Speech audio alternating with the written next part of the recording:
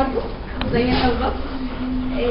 النهارده جاي اكلمكم عن موضوع مهم جدا كلنا محتاجينه. من اولنا لكبرنا ما شاء الله النهارده عندنا مختلف الاعمار، فالموضوع ده مهم جدا في حياتي. هو ترتيب الاولويات. ازاي ارتب اولوياتي؟ ازاي احط 1 2 3 في حياتي؟ الموضوع ده يعني احنا كل يوم بنواجهه. ساعات ناس تبقى عايزه تحط خطه يوم، عايزه تحط خطه لمجرد اسبوع، شهر، سنه. يعني الموضوع ده مستمر معانا كل يوم محتاجين. طيب انا عايزه اسال كل واحد فينا هنا، انت نفسك يكون ليك بصمه في حياتك؟ اكيد صح؟ يكون ليك بصمه في حياتك. اكيد نفسنا كلنا يعني ما نمشيش في حياتنا واحنا صفر على الشمال، زي ما دخلنا زي ما طلعنا. اكيد نفسنا نعمل حاجه في حياتنا. ولو ما فكرتش قبل كده في السؤال ده، لازم تعمل ستوب، لازم تقف، لازم تفكر، لازم تقول انا لازم اعمل حاجه بجد. اذا انا محتاجه احط خطه. طيب ناس كتير لما اقول لها انت بتقرا، انت فكرت تاخد كورسات عشان تحسن نفسك، فكرت ان انت تاخد تريننج مثلا لو عايز تشتغل محاسب مثلا في حته معينه، فكرت هي بتبقى اجابه واحده في كل الاسئله دي. هي ايه بقى؟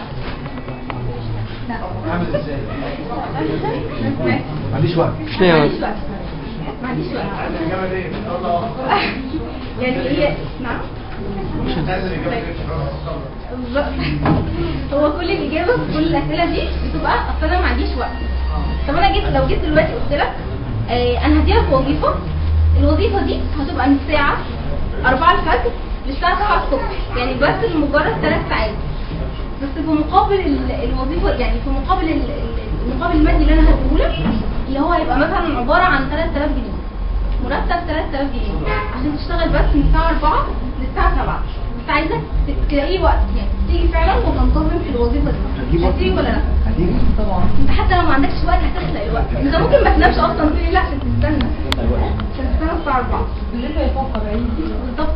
اذا بقى قارن ده بالفعل، يعني في حاجه ثانيه. لو انا فعلا عايزه ان انا اخد كورس في حاجه معينه، لو انا عايزه احسن نفسي في حاجه معينه، لو انا مقصر مع اهلي وعايزه ابر اهلي او ابر قرايبي، لو يعني لو يعني انت قارن نفسك بنفس الحاجه بالظبط.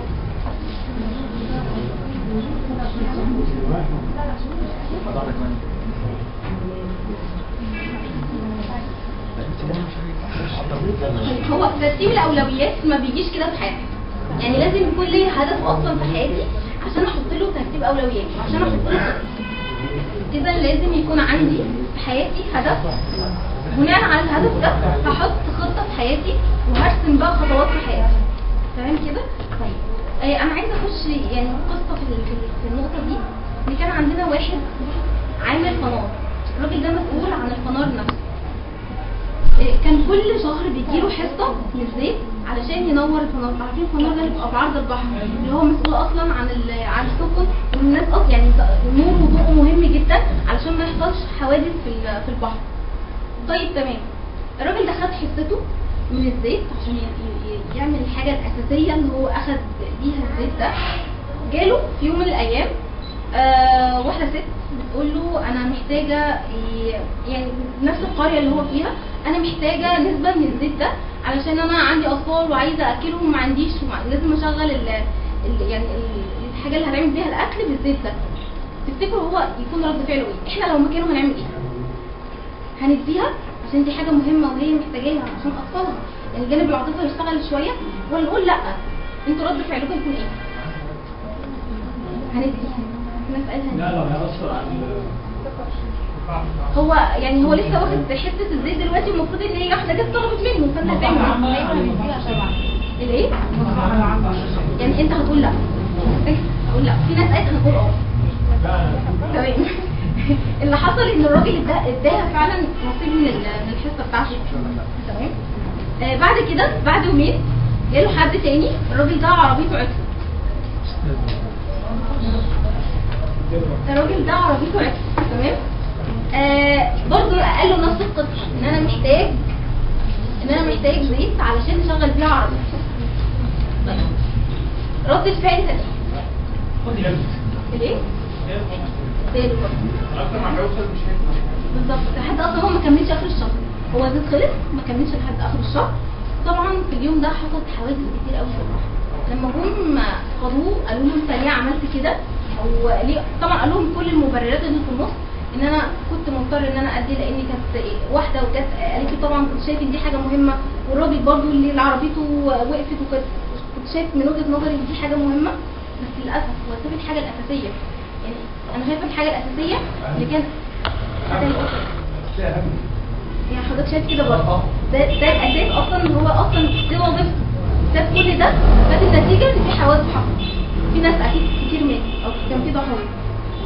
اذا ان لم يكن الهدف الذي تعمل من اجله حاضرا في ذهنك دائما فربما ضللت في الطريق. هي ايه اصلا العقبات اللي بتقف في طريقي وانا عايزه احط خطه وارتب فيها اولوياتي؟ من وجهه نظركم كده ايه؟ يعني مثلا دلوقتي نتخيل ان احنا قاعدين وعايزين نحط خطه للاسبوع ده، ايه ممكن الحاجات اللي بتقف؟ مشاكل الايه؟ غير السلبيات. تضييع الوقت. يعني مفيش اداره للوقت. تمام. طب مين تاني عايز يزود حاجه؟ الحاجات اللي انا ممكن ما اتوقعهاش، يعني مثلا زياره من حد كده طب عليا فجاه مثلا. دي بتحصل كتير صح؟ دي حقيقه وهنتكلم عليها دلوقتي. طب حد عايز يضيف حاجه؟ اتفضل. ايه العقبات اللي بتقف قصادي وانا بحط خطه وانا برتب اولوياتي؟ ايه الحاجات اللي ممكن تواجهك؟ تخيل دلوقتي ان انت بتحط خطه معينه ماشي لاسبوع اللي احنا فيه ده.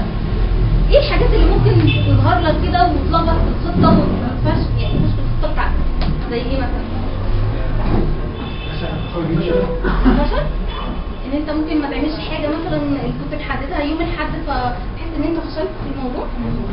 لا انت تدور على الناس اللي حواليك، يعني هو اي تركيزات اي واحد بيحط اي حاجه هي بتختلف. هي بتختلف من كل واحد على حسب طبيعه شغله وعلى حسب اولوياته، يعني الطالب غير الموظف غير الحره غير بتاع ده. في كل الاحوال بتقف على الناس اللي حواليك. يعني هو ان انا دلوقتي موظف هقول لحضرتك حاجه، هو كل واحد مش عايز يبقى وحش، وكل واحد مش عايز يبقى ان هو بالعكس هو مش عايز يبقى في مستوى متدني في كل حاجه، لا بالعكس كل واحد عايز يوصل لهدف معين، عايز يوصل لحاجه معينه، والعكس كل واحد عايز يوصل لحاجه بيفكر في المرحله اللي بعديها، يعني ما يقفش عند مرحله معينه. توقف هنا على الناس اللي حواليك. انت قصدك الناس اللي حواليها بتاثر في بتاثر بنسبه 70 ل 80% ولا تمام تمام صح دي حقيقه. طب حد عايز يضيف حاجه؟ معظم الخطط اللي بتتحط او الناس اللي بيحطوا كده بيحطوها صارمه بطريقه زياده عن اللزوم، بس ما تبقاش فيها فليكسبل، مثلا ايه او مثلا في خروجه النهارده او في حد جه زارني او طب يقفوا ما يكملوش، بيبدا يبني الخطه من اول وجديد فتره.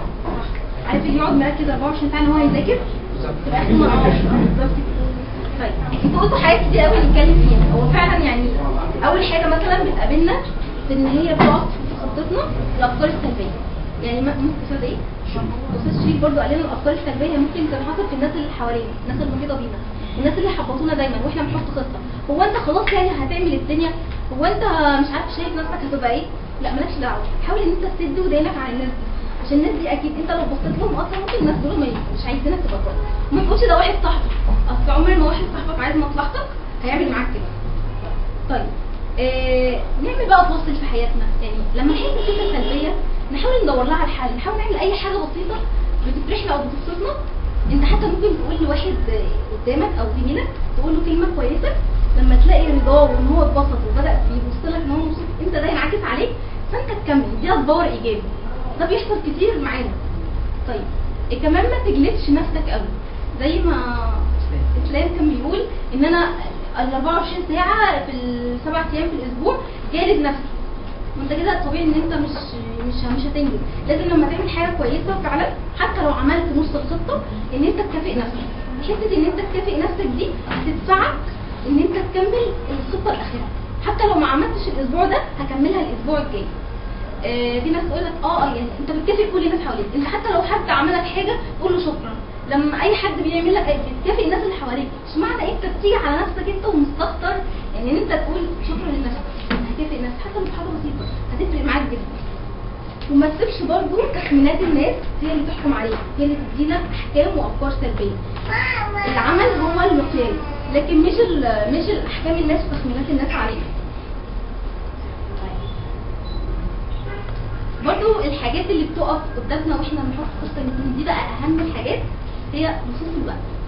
كان احمد بيقول لنا دلوقتي لما حد مثلا يجي ناس، انا كنت مظبط النهارده انا رايح الحته الفلانيه والزياره جات لي مثلا ناس بتقولي على الباب وانا نازل، صدمه بقى اعمل ايه؟ اتصرف ازاي؟ طب انتوا لو مكان حد، يعني مثلا دلوقتي حد فينا كان النهارده نازل يعمل حاجه معينه، حاجه مهمه جدا مرتب لها من الاسبوع اللي فات، وجه ظرف فلاني ويعني حد خبط عليه او زياره مفاجاه، هتصرف ازاي؟ قولي لي كده انت هتصرف ازاي؟ نعم. نورته ليك وارجع، ما حدش يقف عليه. هتقفل الباب ومشي طيب ولا ايه؟ ايوه لا، ما هو انا مش هبقى عادي، المفروض مثلا رايح. طب احنا عايزين نتصرف يعني تصرف منطقي، لا اللي فعلا هتتصرفوا هنستقبله بعيونه. طب هسمعك ماشي. لازم الواحد يبقى ناجح على المستوى الاجتماعي كما يبقى ناجح على المستوى العملي. تمام. يعني العلاقات الاشخاص بينهم وبين بعض لازم نحافظ عليها، ما ينفعش تيجي وتقول انا هسيب عشان انزل اشتغل. طب ولو الحاجه دي مهمه جدا في حياتك، يعني انت الحاجه دي فعلا واقف عليها، المشوار ده واقف عليه حاجات كتير جدا. لو هو ضيف مهم جدا هيقدر. لو هو ضيف مهم جدا هيقدر. لو هو ضيف مش مهم جدا مفيش مشكله. هو عايز يدخل. طيب محمد. اديله مفتاح خالص ثواني بس خلص المشوار ده هيجي.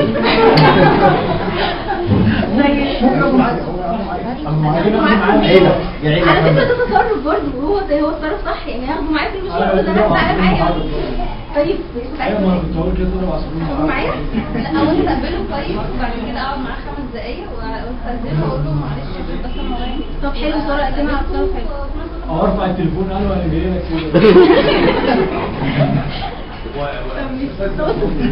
انا شويه العادات الفقريه بتاعتنا كلوبين.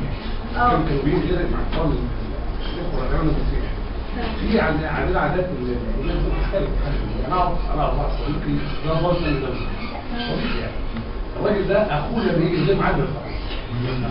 اخوه نفسه صغير، اخوه لو جه من غير ميعاد ثابت طبعا ازاي ما بيفهمش. احنا عادات بنختلف شويه.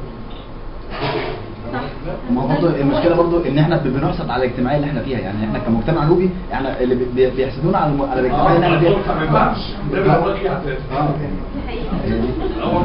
طب تمام، هي فعلا بتختلف من طبيعه انسان لطبيعه انسان، وده هيتصرف بطريقه معينه وده هيتصرف بطريقه معينه، بس احنا بندور مع بعض على حلول. يعني كمان غير ان حكايه الزيارات المفاجاه والطارئه، التليفونات بقى وعدد التليفونات، اتصالات 150 دقيقه و200 دقيقه والناس شغاله طول كلام في كلام، وتلاقي بيكلمك في اول مكالمه ازيك عامل ايه اخبارك ايه، في نص المكالمه اخبارك ايه كويس تمام، وفي اخر المكالمه اخبارك ايه. يعني هي مكالمه من غير هدف. احنا ليه ما نحطش هدف في المكالمه اصلا؟ يعني انا متصل عشان اهنيه مثلا ان هو نجح في حاجه معينه، هتصل عشان بقالي كتير ما كلمتهوش، يعني حط هدف في المكالمه مش مكالمه. مكالمات اخر ليه زي نعم اسمها مكالمات اخر ليه؟ قصدك ايه حضرتك؟ او الدقايق المجانيه على فكره. ما هي الدقايق المجانيه دي بتضيع وقتنا، هي المشكله ان هي بتضيع وقتنا. يعني انا بتكلم ان هي دقايق مجانيه من غير فلوس، خلاص انا فتحت العرض، بس دي تيجي عليا انا بخسارة. ما تخليش حد يستمتع بحياته على سبيل وقت. مش معنى كل حاجه في حياتنا بفلوس الا وقتنا، هو اصلا اغلى حاجه في حياتنا. مش معنى كل حاجه حاطينها تفعيله الا الوقت. ده كلام مظبوط. تمام. فاحنا عايزين ندور على حلول دلوقتي مع بعض. انا بقول لكم المشكله والعقبه اللي بتواجهنا وبدور معاكم على حل ليه. لما حد مثلا حته اللي هو حد يجي لي دي، انا مثلا بقترح يعني ان احنا ممكن نقول له لو انا طالب مثلا وبعمل حاجه معينه وزميلي ده جالي في الجامعه وكده طب ما تيجي مثلا نعمل سيرش على الموضوع الفلاني، يبقى كده هو على النت مثلا، اذا هو انا ما ضيعتش وقتي ولا هو ضيع وقته، بالعكس احنا الاثنين طلعنا مستفيدين من الموضوع. طيب ده حل من الحلول. نرمي الكرة في ملعبه هو يتصرف ازاي؟ وممكن اخد رايه في حاجه يعني ازاي لا اتصل مثلا بالحد اللي انا رايح له اقول له معلش انا اتاخر عليك شويه عشان جالي ليه؟ هو هيفهم بقى انا رايح. انت ممكن ما تكونش حاجه رايح تزور حد، انت ممكن مثلا تكون رايح حد تعبان رايح تساعده، يعني ممكن تبقى حاجه طارئه. يعني انا بتكلم في حاجه لازم انت تنزل دلوقتي، تتصرف ازاي؟ فاهم؟ طيب من العقبات برضو اللي بتواجهنا في حياتنا دي بقى مهمه جدا جدا جدا، ان احنا مش حاطين خطه في حياتنا. اول حاجه انت عايش زي مصر. مصر مش حاطه خطه. والله العظيم. ماشي كده. ما هو البلد مش هتتغير غير لما احنا نتغير، ده مبدئيا يعني. يعني ربنا مش هيغير ما بقوم الا ما يغيروا ما بانفسهم، لازم احنا نتغير عشان نغير اللي حوالينا. طب احنا لو عملنا ثوره هنغيرنا؟ لا ايه؟ ما احنا بقالنا 30 سنه لما عملنا ثوره ما غيرنا. هو في ناس كتير اتغيرت، لسه في ناس ماشيه زي ما هي. ما هو اكيد اكيد ربنا ما وفقنيش ان اغير الا اذا كنت انا غيرت. طب تعالى نتفق على مبدا، ابدا بنفسك. تمام؟ يعني لما اشوف حاجه غلط احاول انا اعدلها، ما اعديهاش كده. ما تخليش حياتك ماشيه مع الطياره. قول للواحد انت عايش كده، عايش ان انا باكل وبشرب. طب وبعدين؟ وناس كتير بتتحجج بالبيئه. هي انا معاك، هو البيئه دي من ضمن العوامل اللي بتدفعنا. لو البيئه صالحه انا هبقى مواطن صالح اكيد. لو البيئه كويسه بتساعدني ومدياني مؤهلات انا هبقى حد كويس. لكن احنا بقينا نرمي كل حاجه، بقت حجه اصل البلد والبيئه. ماشي، انا لو قدامي ان انا اعمل حاجه حتى لو نص خطوه بقت مستخسره، يعني خلاص بقى مش هعملها. خلاص يعني هو انا اللي هغير، هو انا اللي هشيل. ده تفكير عايزين نغيره. عدم وجود خطه زي ما بنقول وتشتت الافكار. يعني لما انا اكيد يبقى عندي خطه، عندي رؤيه، بحط لها 1 2 3 زي ما قلت لكم. سايب حياتي ماشيه مع اتجاه البيئه زي ما تيجي. لا، ببقى منظم النهارده هعمل ايه وبكره هعمل ايه. بعد 5 سنين انا عايزه مثلا ابقى بعد 5 سنين مثلا مهندسه ناجحه. عملت ايه السنه دي عشان ابقى اوصل للمهندسه الناجحه دي بعد 5 سنين؟ عملت ايه الشهر ده عشان اوصل للمهندسه اللي بعد 5 سنين ناجحه؟ عملت ايه الاسبوع ده؟ عملت ايه النهارده؟ عملت ايه دلوقتي الساعات؟ تفكروا ان انتوا في كل لحظه انتوا عليكم دور مهم جدا عشان تبنوا حياتكم. ما تستخسروش وقتكم، الوقت هو اساس حياتنا. كمان سبب من ضمن الاسباب هو التاجيل والتسويف. ان شاء الله بقى ربنا يسهل، ربنا يكرمنا بقى لما نبقى معانا الحاجات اللي هتساعدنا ان شاء الله، وابقى اخد خطوه. ده حاجه غلط خالص. طب ليه هو احنا ليه اصلا بنأجل ونسوي؟ ليه بنقول ان شاء الله وربنا يسهل؟ ليه؟ مش عندنا الهروب. طيب ممكن يبقى نوع من اللعبه عشان مش جاهزه. طيب نعم طب اجل. طيب من واجب العقبات. في فرق ما بين خوف ان انا اواجه العقبه، زي واحد جواه صنم من الحاجه خوف مثلا حاجه العقبه اللي قدامه من المخاطره. خايفين من الخوف. هو بس في فرق ما بين حاجتين مهمين، التردد والتأني. مش عشان في ناس بتخلط ما بين المعنيين. التأني ما ده طبيعي، قبل ما اخد اي خطوه في حياتي لازم اتأنى طبيعي. ده امر معقول صحي جدا ان انا ابقى بدرسه من جميع النواحي. لو عملت كده ايه اللي هيحصل لي؟ لو عملت ايه ده ايه اللي هيحصل لي؟ لكن بقى التردد ده بقى المشكله، ان انا اصلا مش عارفه اخد خطوه. يعني انا ممكن ان انا يبقى عندي دافع بس انا خايف، خوف. لازم نكسر حاجه زي الخوف ده. الخوف ده لو احنا شفنا يعني من زمان بقى من ايام الاسلام، هو اللي فرق ما بين الرعيل الاول في الاسلام، الناس اللي دخلت المهاجرين، واهل مكه. اهل مكه اللي منهم كتير مات، يعني خسروا طبعا ان هم يخشوا الاسلام، وناس كتير اصلا خسرت برضه ان هي تبقى من اوائل الناس اللي دخلت الاسلام. ليه؟ كانوا متاكدين، يعني كانوا واثقين من صدق الدعوه، بس كانوا خايفين يخشوا. كانوا خايفين على املاكهم، خايفين على فلوسهم، خايفين على الحاجات اللي حواليهم من الجاهل اللي هم فيه. فخلوا بالكم هم كانوا متاكدين ان هم يعملوا حاجه، ومتاكدين من صدق الدعوه اللي حواليهم. فاحنا متاكدين ان احنا ندي بس خايفين ومترددين. فلازم نكسر حاجز الخوف. طب لو كده بقى وصلنا الحل، يعني انا كل مشكله ايه بنقف قدامها ونقول نحلها ازاي. حته التاجيل والتسويف ممكن نحلها ازاي؟ في واحد بيقول مثلا زي انا خايف من المجازفه والمخاطره. حد يقول ايه، انا هشتغل وخلاص زي ما تيجي، انا هبدا بالفعل ده واشوف ايه اللي هيحصل. وفي ناس بتقول لا، ما هو انا ما ينفعش ابدا كده، انا بخاف من المجازفه والمخاطره، انا محتاج وقت. طب اعمل ايه؟ في طريقه اسمها طريقه 7 دقايق. ازاي؟ يعني انا مثلا هنقول على سبيل المثال ان انا طالب في الجامعه وخايف اذاكر الماده دي، او بخاف انا ما اعرفش استوعبها. ايه رايكم نحدد النهارده الساعه 5 للماده دي مثلا، هذاكرها واشوف انا هوصل معاها ازاي. هتعدي دقيقه، هتعدي الثانيه، هتعدي الثالثه، مش هعرف اتعامل اصلا انا خايف منها اصلا. مش يعني مفيش لينك ما بيني وبين الماده دي، مش عارفه مش خايف ان انا اذاكرها. هحدد برضو تاني بكره في نفس الميعاد الساعه 5 ان انا هذاكر نفس الماده. هقف شويه برضو، ممكن تواجهني مشكله. هاجي المره الثالثه الرابعه في الخامسه في السادسه، بص هيجي عليا ان انا خلاص هخسر، مش هينفع ان انا ما بنجزش بقالي اسبوع في نفس الماده مش عارفه اجيب. انتوا هتحسوا ان انتوا عايزين تدوا حاجه، بس لازم تحطوا خطه زي ما بقول كل يوم ادوا نفسكم ميعاد الحاجه اللي انتوا خايفين تدوا فيها. هتلاقي نفسنا مع الوقت بدانا ان احنا نعمل حاجه حتى لو نص الحاجه. ضعف الحماس كتير وانا ماشي خطتي بيحصل لي ضعف. احنا بشر يا جماعه، يعني احنا مش ملايكه، مش هفضل طول ال 24 ساعه اشتغل، مش هفضل لسه بقول طول السبع ايام في الاسبوع افضل اشتغل. طبيعي ان انا لازم يحصل لي مشاكل. احنا لو ماشيين في الشارع حتى ورايحين اهو لاخر الشارع وحتى رايحين المترو، في حاجات بتخلينا نمشي في طريق ننبهر، نقف تعطلنا شويه عن حاجات عن المشوار او الهدف اللي انا رايحه. احنا بشر، بس اهم حاجه تحط لكل حاجه وقتها.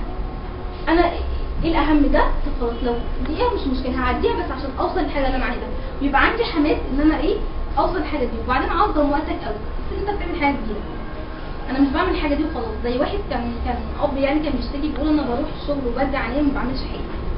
لما فكر ان هو بعد شغله او بعد ما يرجع وينام ان هو يذاكر لاولاده، كسب حاجتين غير ان هو ساعدهم ان هم يذاكروا.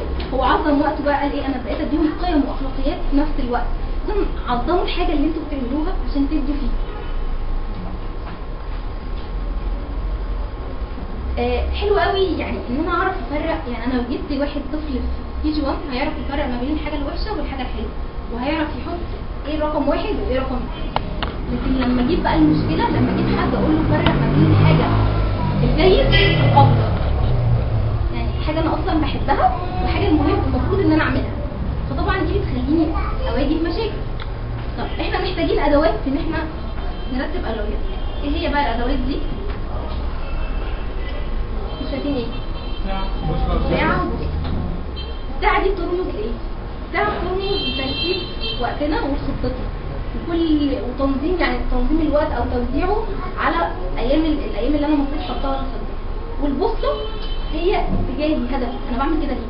انا اصلا بحط خطة ليه؟ انا بنظم وقتي ليه؟ طيب ينفع واحد اصلا يعني لو قلنا مثلا عربية ماشية بسرعة عالية جدا جدا ووصلت للجنوب، بس هي اصلا قصد الشمال، تفتكروا كده وصل لهدفه؟ مثلا البوصله حاجه مهمه جدا، حته ان انا يبقى عندي اتجاه، دي حاجه لازم نركز فيها. انا مش ماشي كده او مش بحط خطه كده وخلاص.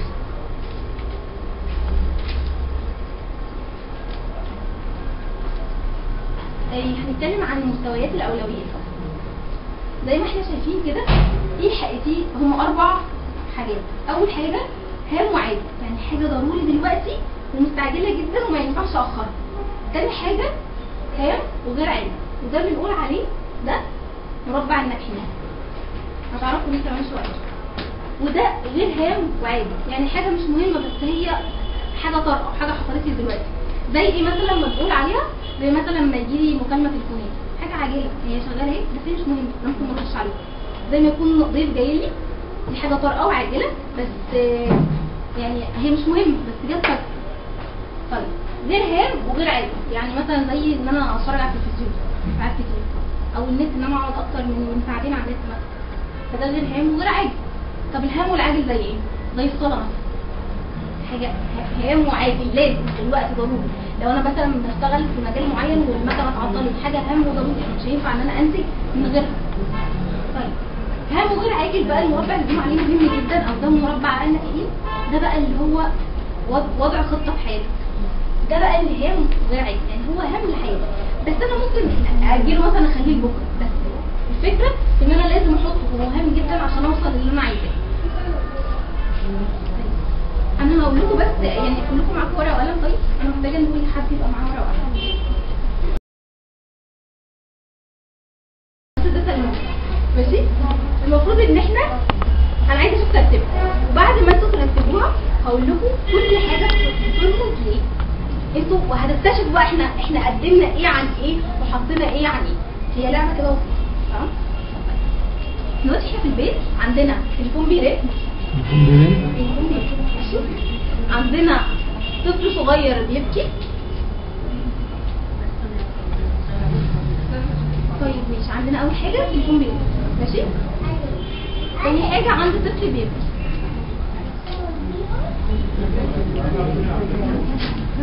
في واحد والجرس بيرن بره. الجرس نعم مين الشخص اللي طيب مش عارفه احنا مش عارفين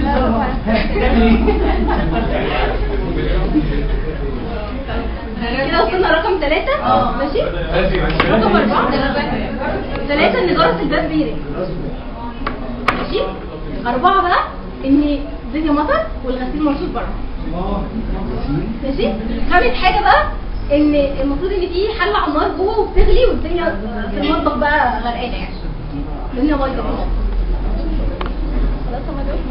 وليه؟ اخر حاجه ايه؟ اخر حاجه ان في حله على النار جوه. ماشي.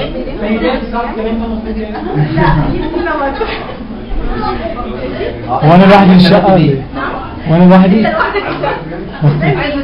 هسيبها وامشي والله. رتبوا لي بقى رتبوا لي عكسك وانا مش هسال كل واحد ترتيبه. انا هم 5 بس صح؟ نعم 5 بس؟ خلاص كده يا جماعه. طب انا ممكن اعمل حاجتين في وقت واحد مثلا التليفون. لا والله ممكن ارد على التليفون مثلا وافتح الباب. مش موبايل. انت عايزه ماشي. عايزه اشوف ترتيب كل واحد. طب البيبي ده ممكن نعمل معاه ايه؟ البيبي اي حاجه ممكن اطبطب عليه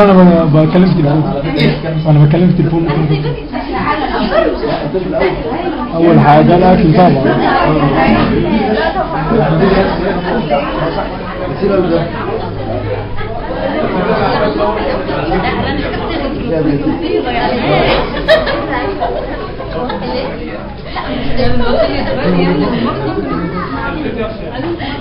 لا الباب الاول.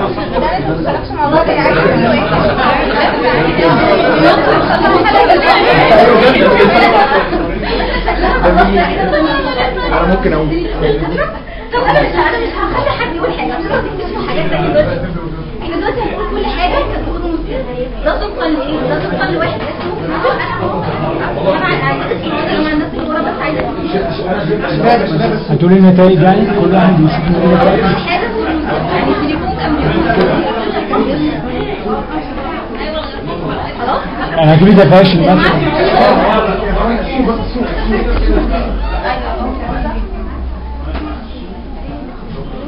لازم نقوم ولا ايه؟ نرتب. انا بقى اشوف كل حاجه ترتيبها كانت ايه طبقا لفرويد. ده اصلا علم النفس. قال ايه؟ قال ان التليفون ده بيمثل عمل الشغل. معرفش انتوا حطيتوا رقم كام. وقال ان الطفل الصغير ده بيمثل الاسره. ترتيب الاولويات. ماشي؟ لا بس لحظه ممكن التليفون يبقى واحد اسمه مش شغال. علم نفس يا اخوانا. ده اصلا نظريه حطوها في علم النفس. تمام؟ ده فرويد مش بس غلط على فكره. غلط. انت شوف اولوياتك ايه. مش ضروري تبقى اولوياتي زي اولويات ساره زي اولويات منى. كل واحد فيهم ايوه ما انا اولويات الشغل بس مش شرط التليفون يبقى شغل. معلش هو رمز كده. قلنا الطفل بيرمز للاسره. حلو كده. باب المنزل ده بقى بيرمز للاصدقاء. والملابس بترمز الفلوس نقود. ماشي. الحاجه اللي كانت بتغلي دي بترمز للحب والعاطفه. اخر حاجه والله العظيم. لا استنى ضروري يا جماعه والله طب انا خدتها اول واحده. شغل ضروري يا جماعه اولوياتنا كلها زي بعض. كلنا بنحط اولويات وبعدين ضروري دي نظريه. كل واحد فكرها بطريقه ثانيه. يعني انا فكرت مثلا انا هفتح الباب عشان الباب يجي يلحق معايا الواد كده. حاجه بس على كده. نيجي بقى لاهم حاجه هي خطوات خلاص رتب خلاص. في معيار معين نسبة نجاح يعني اللي هو ترتيب اهو. طبعا ده علم. طبعا انا مش عارفه النسبه كام. دي نظريه هو كان حاططها في جزئيه ترتيب الاولويات في علم النفس. كان بيتكلم ان ده بيرمز ايه طبعا طب هو رتبهم قواعد ازاي؟ وأوكي. هو رتبهم ازاي؟ دي قواعد بس ده انت عايز تدرس نظريه دي نظريه. هو رتبهم ازاي؟ انا عايز اعرف هو رتبهم ازاي. لا هو ما رتبهمش، هو قال كل حاجه بترمز لكن ما حد ليه؟ لان زي ما بقول لك الاولويات بتختلف عن شخص لاخر، مش ضروري كل الاولويات تبقى شبه بعض. بس انا قصدي يعني الترتيب ده هو عليه نسبه معينه. اكيد طبعا ليها نسبه معينه. دي نظريه انت لو عملت عليها سيرش، لو كتبت بروز على الانترنت هيطلع لك كل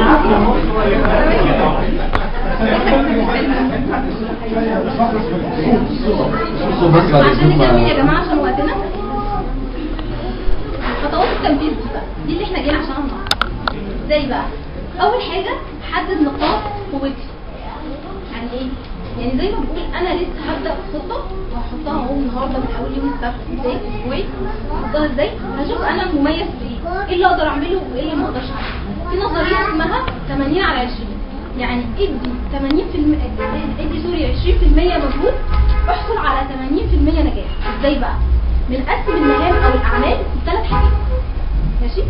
حاجات انا لازم اعملها بنفسي، انا شخصيا انا رحاب لازم اعملها. الحاجات دي لو انا ما عملتهاش شخصيا قد بوظ، ما ينفعش اي حد تاني يعملها مكاني. وحاجات انا ممكن افوضها حد يشتغلها، حد يعملها لي.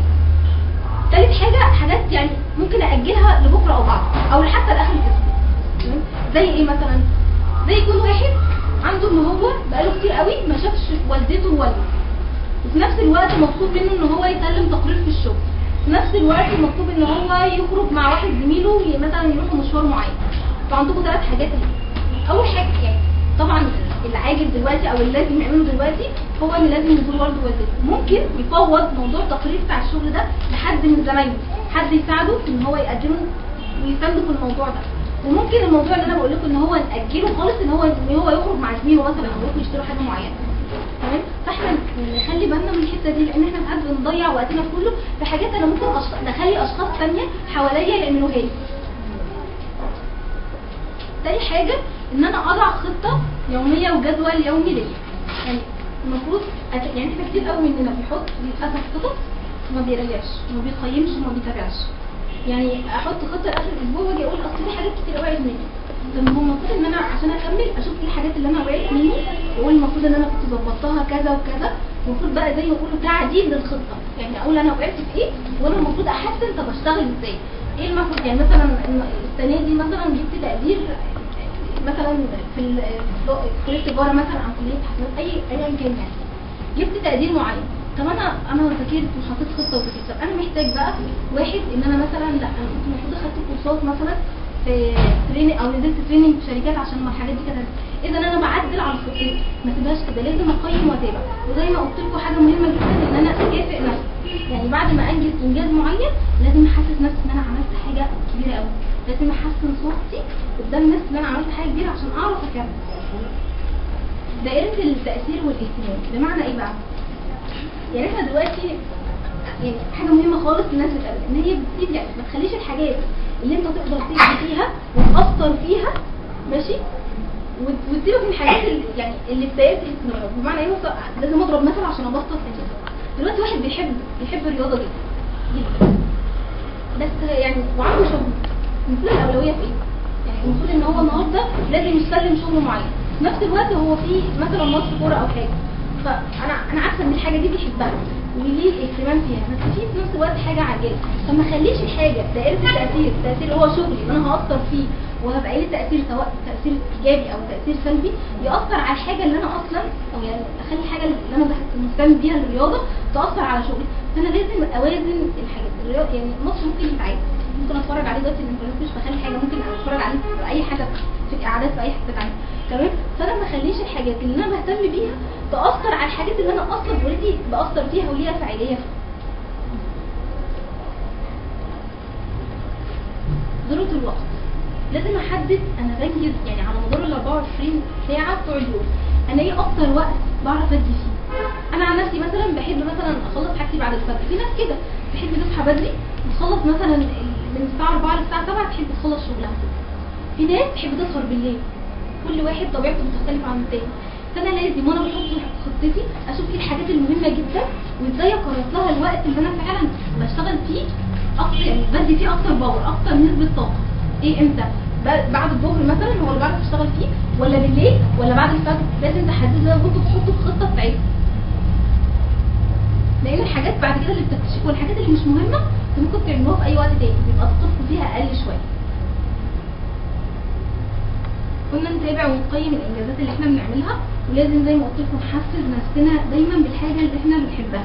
يعني لو انا عملت حاجه لازم احفز نفسي ان انا بعمل حاجه جدا، لازم اقدر نفسي واحس ان انا اللي بعمله ده مفيش غير اللي هيعمله، عشان اعرف اشتغل عليها اودي فيها. اتعلم تقول لا. ده اللي احنا بنقول، ناس كتير قوي بتيجي على نفسها عشان مش خايفه تقول لا، عشان مش قادره تقول مثلا لو حد قال لها تعالي نعمل حاجه الفلانيه وهو مشغول ومش عارف يعمل ايه، مش عارف يقول لا. طب انتوا ايه الحل عشان ما نقولش لا او نطلع من الموقف ده؟ لو مثلا قابلتوا موقف دلوقتي انتوا زي ما بنقول برضه رايحين مثلا تعملوا عمل ضروري ولازم النهارده يخلص النهارده يوم السبت، بس حد اتصل بيكم في التليفون وقال لكم مثلا طب تعالى مثلا نخرج في الحته الفلانيه. صاحبي وعزيز عليا بس مش عايزه، يعني انا جاي النهارده نتعلم كلمه لا، تعالى نقول لا بس مش شايف. قلت لا ولا ايه؟ قلت لا قال لا برافو. طيب قلت لا. طب عملت لما تحكي لنا عن موقف ينفع؟ مفيش، كنت المفروض ان انا رايح جاي مع اصحابي وكده، ايوه ما كناش حاسين احنا هنعمل ايه حاجه معينه. تمام. انا البلياردو ونقضيها كده تمام، بس الراجل قالت لي تعالى في مش عارف حاجه مهمه وهديها وهديها استفاده. قلت لهم لا. لا بس لا يا جماعه لازم نحيي يا جماعه، لازم نحيي. بس نص الحقيقه كان فنجان تمام. طب من ضمن الحلول برضه، يعني هو قال انا قلت لا، يعني اكيد انت قلتها بطريقه شيك طبعا يعني. بس لا رضا لا ما قلتش بطريقه شيك. لا ما فيش لا ما فيش. طب تمام. انا المفروض ان انا عايزه اتصرف، انت مش عارفه انت بس لو واحد مش طايقه طبعا انا كده يعني. لا هو كله ما يسمع. طب انتوا ايه برضه يعني شايفين ازاي نطلع من موقف زي كده المفروض اقول فيه لا، وفي نفس الوقت ما اخسرش الشخص اللي قدامي؟ ممكن نعمل ايه؟ حسب الموقف يعني. اجيبها معاك. استفيدوا يعني بمنتهى على حسب البساطه. الشخصيه اللي قدامك، يعني على حسب الشخصيه اللي قدامك تقولي لا بان وسكوت مثلا ايه؟ تمام. طب انا ممكن اقول مثلا ان انا زي ما زميلتي قالت ان احنا ممكن نقول له بمنتهى الشياكه كده نتقفل ماشي، بس بلاش اقول له لا وخلاص. يعني المفروض اقول لا عشان انا عندي اسباب، معلش النهارده انا كان عندي مشوار فلاني لازم اعمله، او عندي شغل لازم ضروري اعمله، فلازم اقول لا. او في مصلحه هقضيها واجي. مش تتبعها بالسبب، ايه السبب اللي خلاك تقول لا النهارده عشان كذا وكذا وكذا. في نفس الوقت انت مش انت بتقولها بكل شيء وبابتسامه، معلش انا اسف مثلا ماشي، وايه رايك مثلا نخليها اليوم الفلاني، نخليها يوم الاثنين الجاي مثلا، اكون انا فاضي وانت فاضي. فانت بتقولها شيكه وفي نفس الوقت انت ما بتخسرش الشخص نفسه وعملت الحاجه اللي انت عايزها. طب فرضا انا عايزه اقول لا مش عايزه اقول. ممكن تقولي ان انا مثلا انا اسفه انا مش فاضيه النهارده، بس ممكن نخليها مثلا اليوم الفلاني. يعني اديله اقتراح، اديله حل، ما تسيبوش لا وخلاص. يعني انت قفلتيها في وشه، لان ممكن يبقى عايز يكتب حاجه مهمه برضه. تمام. احسن حاجه انا احسب الذنب، يعني مثلا اجي على نفسي هسلم عليك، هو الوقت هيفهم مني بس انت فاهم. يعني انا محتاج حاجات كتير عشان حسب عليك. حل برضه. طب انا عايزه اعمل معاكم زي ورك شوب عايزاكم تساعدوني فيه، وهي ورشه عمل ماشي. مش عارفه احنا نقسم بعضنا ازاي. ممكن سؤال معلش؟ اتفضل. انا مش واقع على المعادله اللي هي طب راي حضرتك ايه طيب؟ يعني احنا لو كده ضبطنا المعادله دي هيبقى نجاح في 27% عمل زي 80% لا انت مين قال لك كده؟ انت دلوقتي زي ما انا بقول لا انت لا مش النقطه اللي انا بتكلم فيها بس. انا دلوقتي بقول ان انا في حاجات انا ممكن افوضها الناس غيري. يعني معنى ايه؟ انا دلوقتي مثلا في شغلي معايا ساره ومنى ومعايا محمد، معايا كذا حد ماشي في شغلنا ماشي، بدل ما انا اشيل الليله كلها طب ما احنا ممكن نوزع المهام على نفسنا كده، ان انا اشتغلت باقل مجهود وحققنا اعلى نسبه نجاح. يبقى ده معلش بقى مع عدم اغفال المجموعه. ايوه ما انا قلت في نفس الحته انت بتفوض اعمال لغيرك، انت اكيد مش هتعمل، يعني انت هتشتغل لوحدك وهتحقق كل اكيد في كسل هيبقى في النص، زي اصلا مش هتوصل اصلا نسبه 80% نجاح.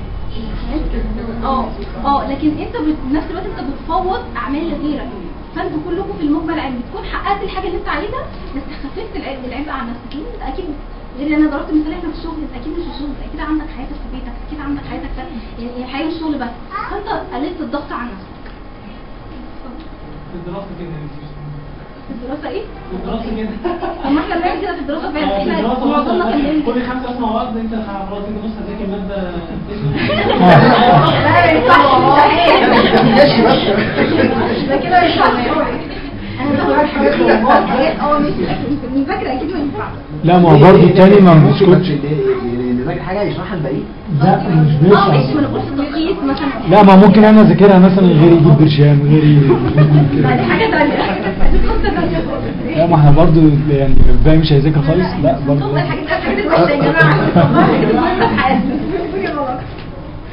طيب انا عايزه اعمل ورشه عمل معاكم. انا حابه تكتبها من اخر حاجه ماشي. احنا نقسم نفسنا مجموعتين. انا مش عارفه هي فعلا زي محمد قال احنا هنبقى بنات ورجال عشان يبقى الحركه اسرع شويه ماشي. يلا هم نتحرك. دلوقتي احنا هيبقى عندنا مجموعتين خلاص. مجموعه سيدات ومجموعه رجال. هنحط فكره مشكله كل وقت احنا حياتنا الحمد لله يعني بلا حسد مليانه حاجات كتير قوي مشاكل عايزين نحط لها حلول. بس احنا مش هنتكلم عن نعم. انا كده مهم جدا. وانا ابص على جدا على يعني جدا كمان القيادات دراسه الصالح. قيادات المتعبه. وطبعا يسمعوا الحوارات اللي بتحصل دي. بدا الصراع اللي بيقول فيها انا بقول نظام بالمعنى. كنت الناس راح محمد نصر الرئاسه التحتيه. بدا الصراع اللي احنا بنقول فيها لو الناس عرفوا الكلام ده وعرفوا خطوات ممكن نعرف المشكله بتاع النهارده ازاي نحل المشكله قضيه الوقت حل ازاي يعني فيها من ضمن الجزء بتاعنا. تعالى نشوف صراعات المستثمرين كان اقدر الكلام ده معانا لماذا الصراعات بتقول ليه علشان نوصل معلومه يبقى فيها حق لينا احنا يعني عارفه صراعات هيبقى كده ناس اختلفوا على النواحي الرئاسيه فاهمين ازاي؟ يعني رحنا كده عن المبادئ العامه ناس اختلفوا بعد كده على الطلبات ناس اختلفوا على الآلية بتاعت السوق ناس اختلفوا على حتى المطلب اللي عملناه ادراج تاريخ نمط المناهج بفضل الله اتعمل الحمد لله رب العالمين ناس اختلفوا على راحوا ايه ناس عارفه يعني ازاي حياتها نتمنى يكون كل واحد يقدر رايه فيه ما يخص قضيه المبادئ اللي احنا فيها المشكله النظريه والعوده والتوطين وادراج تاريخ نمط المناهج والحاجات اللي احنا يعني اتمنى اولا يعني الناس اللي يسمع دوره جميله تجي والله فعلا يعني خلاص انا ما عنديش مشكله والجمعيه هنا ساعدتنا احنا طبعا لا ده انا مستني بس لما تخلصوا خالص باذن الله ويعني كنا هنتكلم على اساس يعني ما يبقاش المرادي بس يعني احنا الجمعيه مفتوحه حاجه كبيره جدا ويا ريت تديروا نشاط النظر بقى اللي هو شباب در او دوال اي حد منكم اهلا وسهلا انا ما عنديش مشكله انا معاكم طبعا لا تنورينا طبعا يعني احنا عايزين نخرج برضه عن الندوات التقليديه دي اللي احنا مثلا بنجيب راجل كبير وندوه عاديه لا ده كده حاجه شبابي بتناسبهم يعني احنا هنقسم نفسنا مجموعتين تمام هتبقى زي ما قلنا مجموعه سيدات ومجموعه رجال هنتكلم على مشكله معاصره طبعا مش هينفع نتكلم على مشكله شخصيه هنتكلم على مشكله معاصره عشان نبدا كلنا كل فرد فينا يقول ايه الحل اللي ممكن يقدر يديه للمشكله دي بصرف النظر بقى يعني هو دلوقتي بيشتغل هو دلوقتي طالب مثلا بيدرس يقدر في ارض الواقع دلوقتي في الواقع اللي احنا عايشينه في الامكانيات اللي عنده يقدر يحلها ازاي بشرط بقى انتوا هتدوا حلول للمشكله اللي هنقولها دي بس هترتبوها يعني هتحطوا ايه اللي هتبداوا بيه ماشي وايه اللي ممكن تاجلوه شويه بمعنى ايه برضو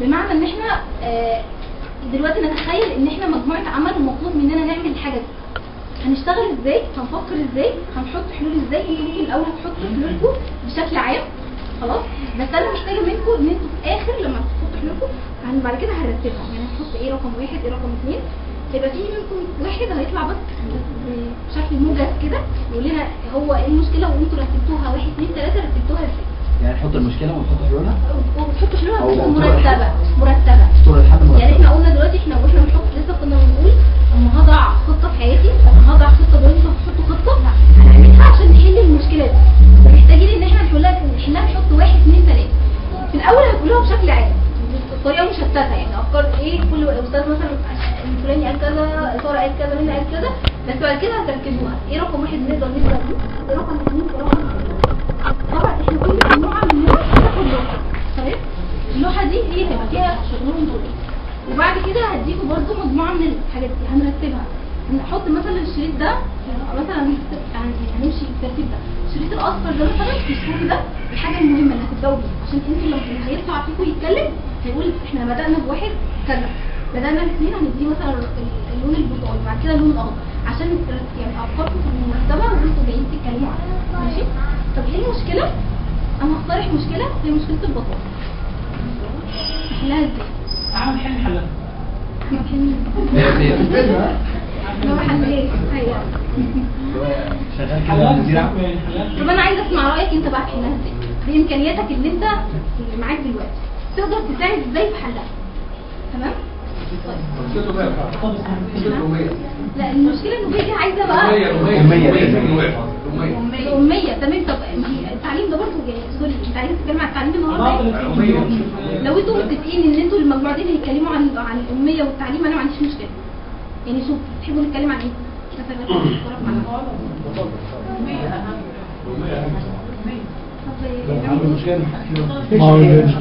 نعمل. طب احنا هنمشي بالنقطة يا جماعه، مين اللي موافق على الأمية والتعليم؟ ما احنا حلينا الأمية بحلين البطالة. لا ما هو ما انت هتقول ما هي أسباب في أسباب. في 2 3 4 5 6 7 اكيد الأغلبية طبعا خلاص مش محتاجة.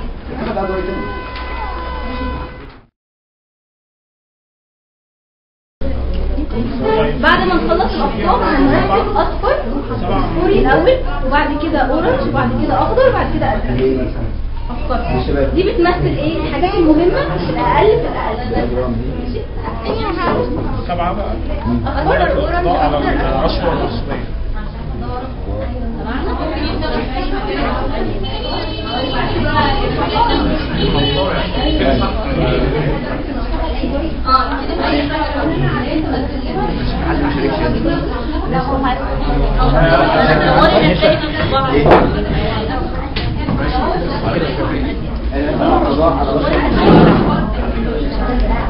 حد عنده افكار تاني؟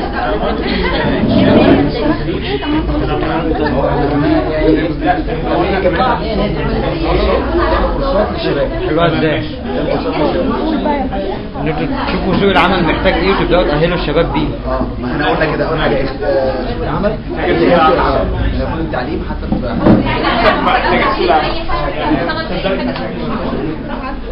طب احنا حاجه جدا. انا خلاص واحد اتعلمت مثلا وبزود واسع وصغير، اعمل ايه؟ هبقى مثلا زي ما بيقولوا يعني لو عندي السي في بتاعي، بس فكره ايه مثلا لو عندي نفس النهار حاططها في النيل مليون في المية بعد مثلا ساعة أو 2 واحدة هتظبط. فالفكرة مثلا إن أنا مثلا هبعت مثلا السي في بتاعي لأكتر من 50 جهة، على الأقل واحدة منهم دي طريقة، على الأقل واحدة منهم لو جات لك بعد سنة من 50 لا وارد السي في بتاعها ما بيجيش. طب ماشي، دي حاجة. الحاجة الثانية حاجه مهمه جدا برضه عشان يقبلوا مثلا خلاص كده احنا قلنا كله.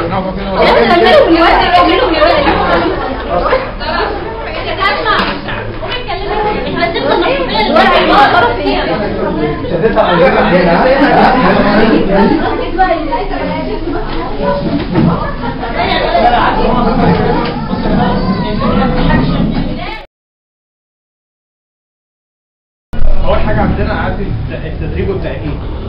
يعني بحس ان انا بجيب الشباب، ماشي، ان انا بجيب الشباب وبعمل لهم تدريب وتاهيل من خلال الجمعيات المعنيه بذلك، يعني كورسات، كمبيوتر، تدريب على حرف صغيره هكذا. يعني الدين بعمل دراسه لاحتياجات السوق، يعني بشوف السوق مثلا محتاج ايه، تمام، وببدا انشئ صناعات تغطي الاحتياجات بتاعت السوق.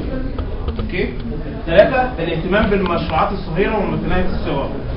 بمعنى ممكن تبقى في ست بيت مثلا ما بتشتغلش، يعني هي بتعمل اكل وشرب وكل حاجه وتشوف الاطفال، ممكن بعلمها حرفه مثلا زي التريكو مثلا، زي المشغولات ايا كان.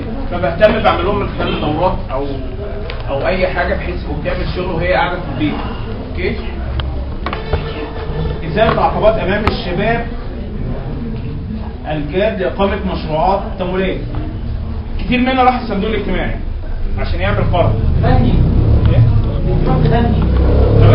يعني انت كتير مننا راح، يعني انت بتلاقي الاعلانات موجوده، الصندوق الاجتماعي ده الامان وده المستقبل والكلام ده. تروح تتصدم بقى ايه بالاجراءات الروتينيه. طب عندك رصيد ايه؟ طب غطي لنا، طب هات لنا 2 موظفين، طب هات لنا مش عارف ايه.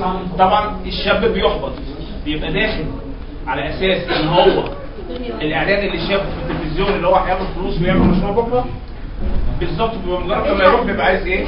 ما هم الحل بيقول لك ازاله العقبات امام الشباب. والاجراءات الروتينيه. تمام؟